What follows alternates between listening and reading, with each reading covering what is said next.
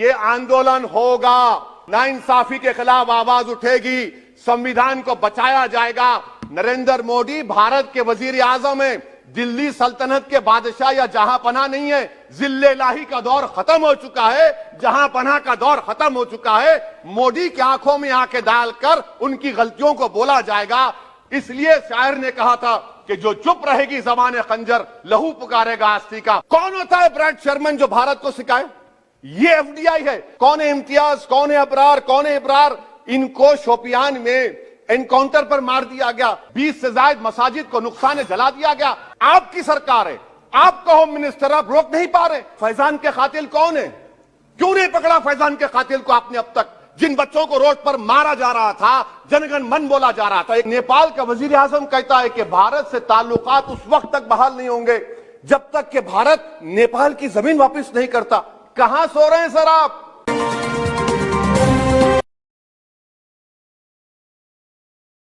सलाउद्दीन ओवैसी जी। बहुत शुक्रिया जनाब चेयरमैन साहब। मैं सदर जमहूरिया के खुतबे के मोशन के खिलाफ बोलने के लिए खड़ा हुआ हूं और मैं अपनी बात का आगाज उस मुल्क का नाम लेकर करना चाहता हूं जिसका नाम लेने से हमारे मुल्क के वज़ीर आज़म डरते हैं और कांपते हैं। उस मुल्क का नाम चाइना है और इस चीन ने 45 साल के बाद भारत और चीन की सरहद पर हमारे 20 सिपाहियों को मार दिया और उनकी मौत, उनकी शहादत रायगा जाने दे रही हुकूमत।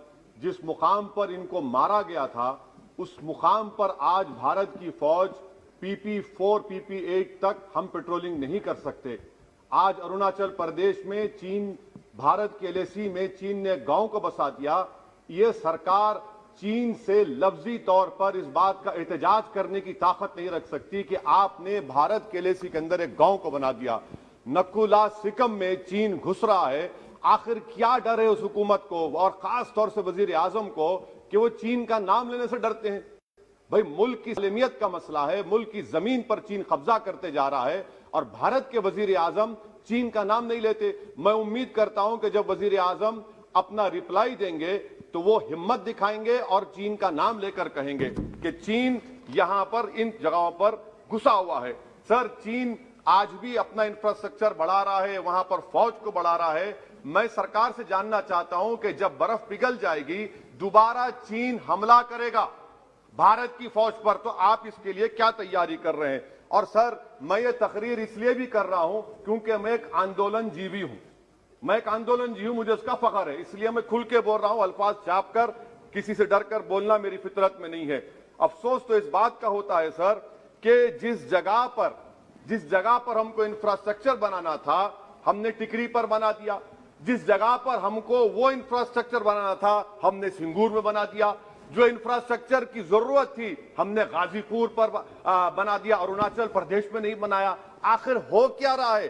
क्या किसान से जो बर्ताव किया जा रहा है वो ऐसा लग रहा है कि वो चीन की फौज बनी हुई है और जो चीन की फौज से बर्ताव किया जाना था आप किसानों से कर रहे हैं। तो मैं इस हुकूमत से जानना चाहता हूं कि इंफ्रास्ट्रक्चर और ये किसानों से क्यों जुल्म किया जा रहा है? सर, यहां पर ये तीनों कानून को लेना पड़ेगा वापिस आपको, आपकी अना को थोड़ा मिटाना पड़ेगा और तीनों कानून को वापस लेना पड़ेगा। सर, यहां पर मेरे को साहिर लुधियानवी का एक शेर याद आ रहा है। मैं साहिर लुधियानवी के साथ माजरत के साथ उस शेर में तरमीम करके कहना चाहूंगा कि जो मौजूदा हालात पर के साहिर लुधियानवी का शेर को थोड़ा तब्दील करके कि चीन पर करम, किसानों पर सितम, रहने दे थोड़ा सा भरम, ऐ जाने वफा ये जुल्म ना कर। ये साहिर लुधियानवी ने कहा था। हाँ, आपसे पूछ के करेंगे क्या?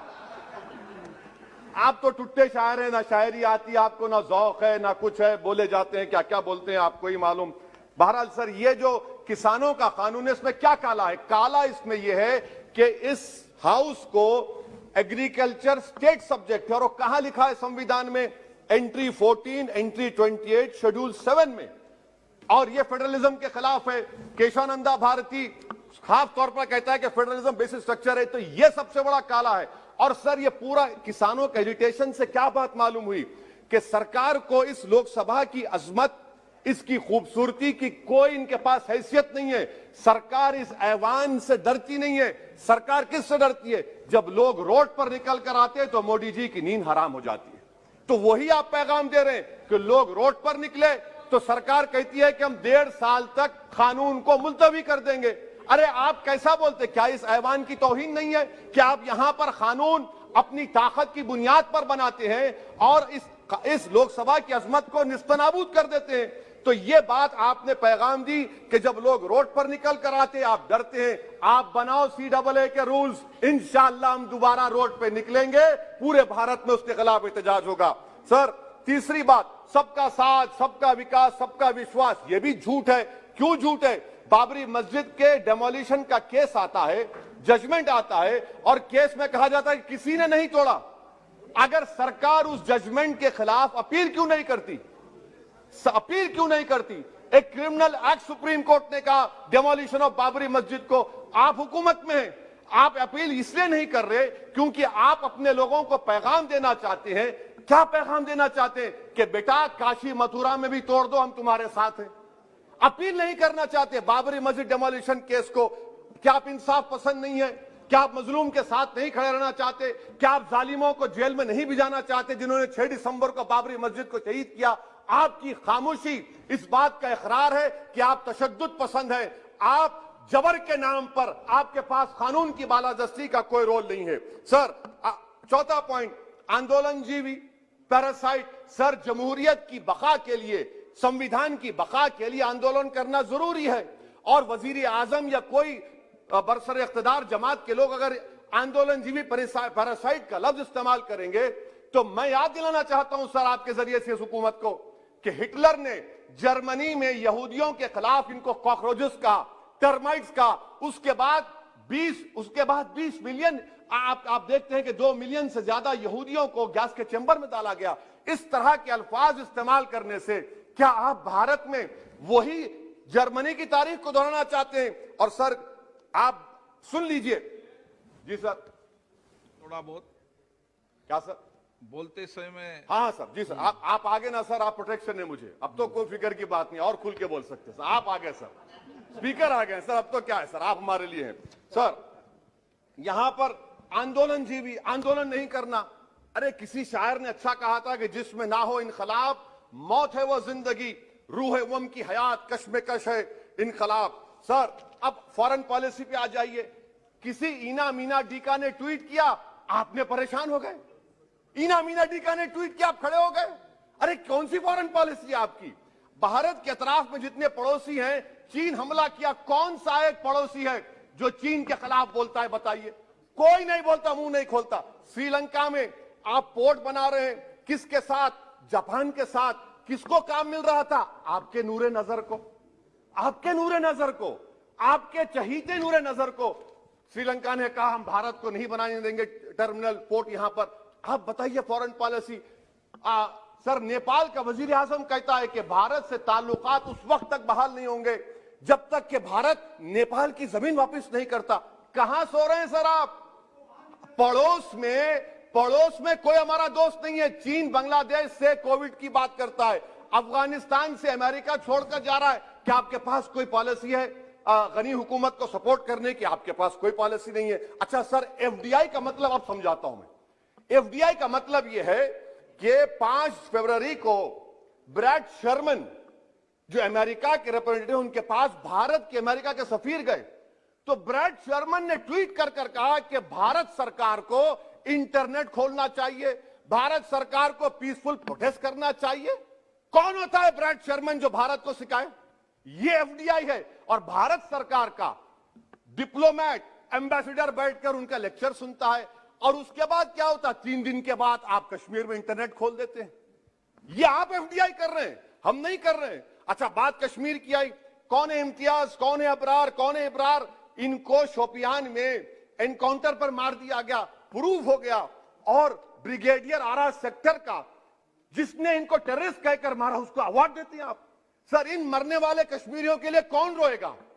क्या वजीर आजम रोएंगे? क्या वजीर आजम रोएंगे? क्या कोई रोएगा? अच्छा सर, एक और बात सर, एक और बात। हाँ, एक और बात आई कि शादी के घर में गुस्सा होता है। अरे ये कौन सी शादी की बारात है कि 18 लाख करोड़ टैक्स मिलता है और 36 लाख करोड़ ये सरकार खर्चती है? क्या शादी कर रहे हैं आप, वाह वाह। माने वाकई में आपकी इकोनॉमिक पॉलिसी को सलाम कि 18 लाख करोड़ टैक्स में मिलते हैं, 36 लाख आप लोग शादी में खर्चते हैं, मुबारक हो आपको, बड़ी शानदार घर है ये शादी का। अच्छा सर, दिल्ली का लॉ एंड ऑर्डर, एक साल में 3 बड़े दंगे हो गए, एडवोकेट्स पुलिस, उसके बाद CAA का राइट हुए 50 से ज्यादा, उसमें लोग मारे गए, 20 से ज्यादा मसाजिद को नुकसान जला दिया गया। 26 जनवरी, सर क्या ये सरकार जिम्मेदार नहीं है? 2 मिनट सर, क्या ये सरकार जिम्मेदार नहीं है? आपकी सरकार है, आपका होम मिनिस्टर, आप रोक नहीं पा रहे। आपकी कमजोरी और आपकी नादानी की वजह से, आप में दूरअंदेशी नहीं है, आप उसको अलाउ कर रहे हैं। और फैजान के कातिल कौन है? क्यों नहीं पकड़ा फैजान के कातिल को आपने अब तक?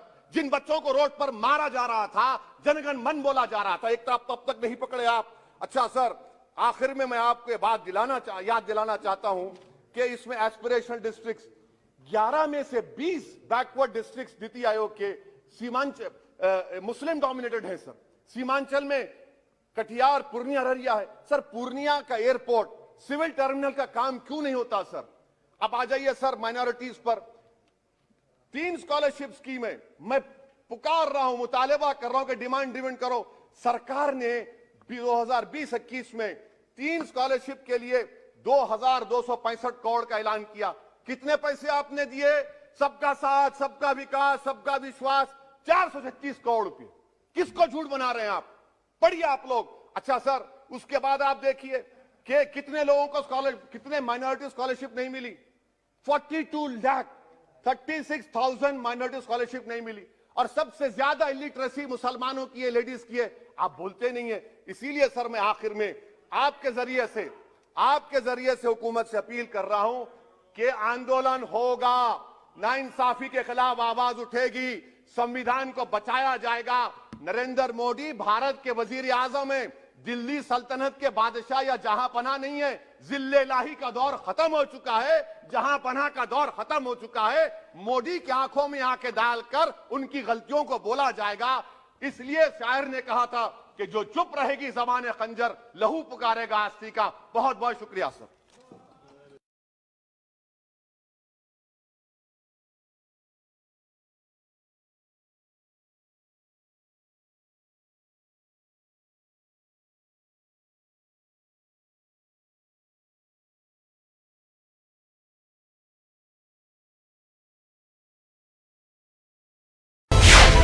मिल्लत टाइम्स को आपकी ज़रूरत है, हमारी आप माली मदद करें। हर महीने सिर्फ 100 रुपये और 1 साल के लिए एक साथ सिर्फ 1000 रुपये। रकम भेजने के लिए यहाँ दिए गए फ़ोन पे, गूगल पे और पेटीएम नंबर का इस्तेमाल कर सकते हैं।